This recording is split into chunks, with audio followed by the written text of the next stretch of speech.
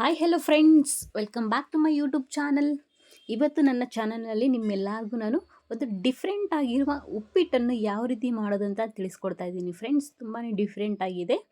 ಯಾರು ಉಪ್ಪಿಟ್ಟನ್ನು ಇಷ್ಟಪಡಲ್ವೋ ಅವರಂತೂ ತುಂಬ ಇಷ್ಟಪಟ್ಟು ತಿನ್ನುವಂಥ ಉಪ್ಪಿಟ್ಟನ್ನ ಇಲ್ಲಿ ನಾನು ಉಪ್ಪಿಟ್ಟಿನ ರೆಸಿಪಿ ಹೇಳ್ಕೊಡ್ತಾ ಇದ್ದೀನಿ. ತುಂಬ ಚೆನ್ನಾಗಿದೆ. ನೀವು ಕೂಡ ಮನೇಲಿ ಒಂದ್ಸರಿ ಟ್ರೈ ಮಾಡಿ ನೋಡಿ. ಬನ್ನಿ ಫ್ರೆಂಡ್ಸ್, ಹಾಗಾದರೆ ನೋಡೋಣ ಯಾವ ರೀತಿ ಮಾಡೋದಂತ.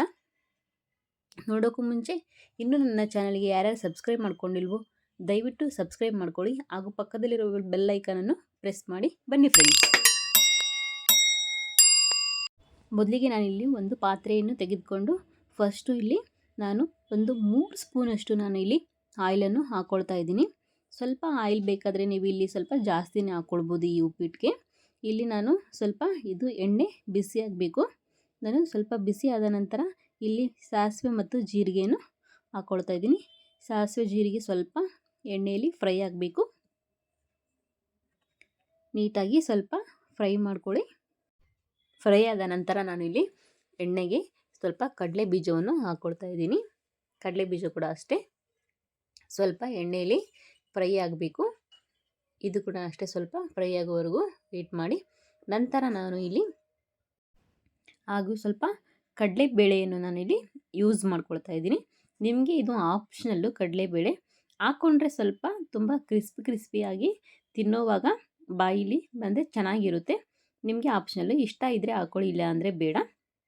ಇದೆಲ್ಲನೂ ನೀಟಾಗಿ ಸ್ವಲ್ಪ ಎಣ್ಣೆಯಲ್ಲಿ ಫ್ರೈ ಮಾಡ್ಕೊಳ್ಬೇಕು. ಸ್ವಲ್ಪ ಕ್ರಿಸ್ಪಿ ಆಗೋವರೆಗೂ ಎಣ್ಣೆಯಲ್ಲಿ ಫ್ರೈ ಮಾಡ್ಕೊಳ್ಳಿ.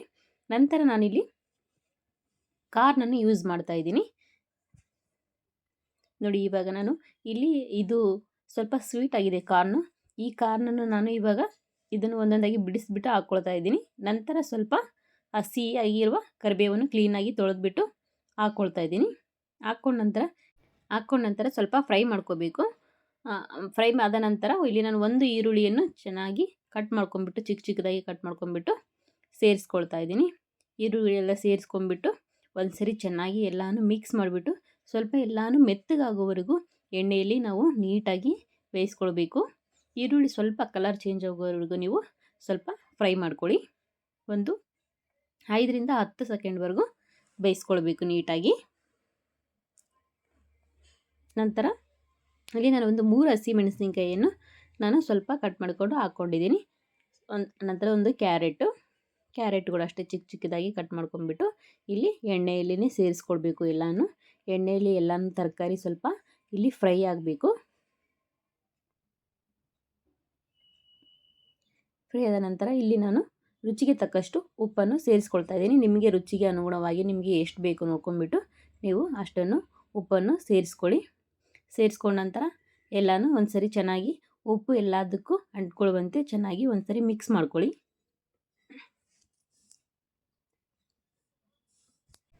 ಮಿಕ್ಸ್ ಮಾಡ್ಕೊಂಡ ನಂತರ ನಾನಿಲ್ಲಿ ನೀರನ್ನು ಆ್ಯಡ್ ಮಾಡ್ಕೊಳ್ತಾ ಇದ್ದೀನಿ.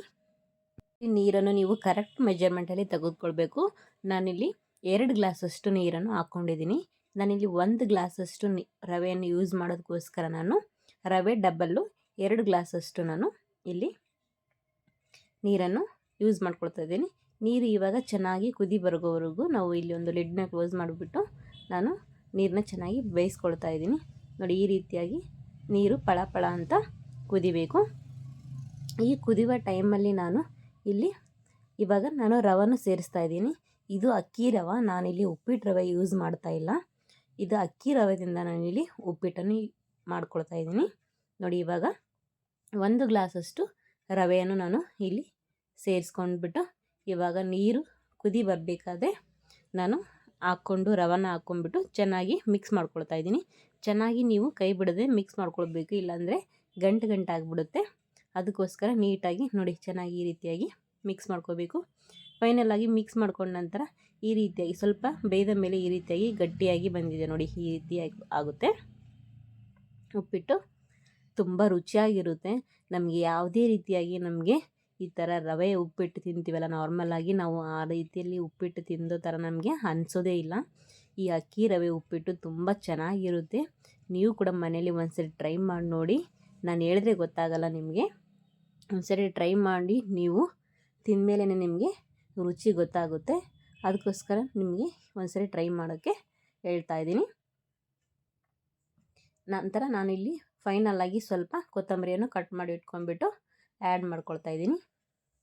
ಈ ರೀತಿಯಾಗಿ ಆ್ಯಡ್ ಮಾಡ್ಕೊಬೇಕು. ಆ್ಯಡ್ ಮಾಡಿಕೊಂಡು ಸ್ವಲ್ಪ ಲಿಡ್ ಕ್ಲೋಸ್ ಮಾಡಿಬಿಟ್ಟು ಇವಾಗ ನಾವು ಸ್ವಲ್ಪ ಅದು ಬೇಯೋದಕ್ಕೆ ಬಿಡಬೇಕು ಒಂದು 5 ನಿಮಿಷ. ನಂತರ ನೋಡಿ ಈ ರೀತಿಯಾಗಿ ಫೈನಲಾಗಿ ಅಕ್ಕಿ ರವೆ ಉಪ್ಪಿಟ್ಟು ರೆಡಿಯಾಗಿದೆ. ನೋಡಿದ್ರಲ್ಲ ಫ್ರೆಂಡ್ಸ್, ಯಾವ ರೀತಿ ಮಾಡೋದು ಅಕ್ಕಿ ರವೆ ಉಪ್ಪಿಟ್ಟು ಅಂತ ಹೇಳ್ಬಿಟ್ಟು. ಈ ರೆಸಿಪಿ ನಿಮಗೆ ಇಷ್ಟವಾಗಿದ್ದರೆ ದಯವಿಟ್ಟು ಒಂದು ಲೈಕ್ ಮಾಡಿ ಹಾಗೂ ಶೇರ್ ಮಾಡಿ. ಈ ವಿಡಿಯೋವನ್ನು ನಿಮ್ಮ ಫ್ರೆಂಡ್ಸ್ ಮತ್ತು ಫ್ಯಾಮಿಲಿಯೊಂದಿಗೆ ಮತ್ತೊಂದು ಇಂಟ್ರೆಸ್ಟಿಂಗ್ ರೆಸಿಪಿಯೊಂದಿಗೆ ಮುಂದಿನ ವಿಡಿಯೋದೊಂದಿಗೆ ಸಿಗ್ತೀನಿ ಫ್ರೆಂಡ್ಸ್. ಅಲ್ಲಿವರೆಗೂ take care, bye bye, keep watching my YouTube channel.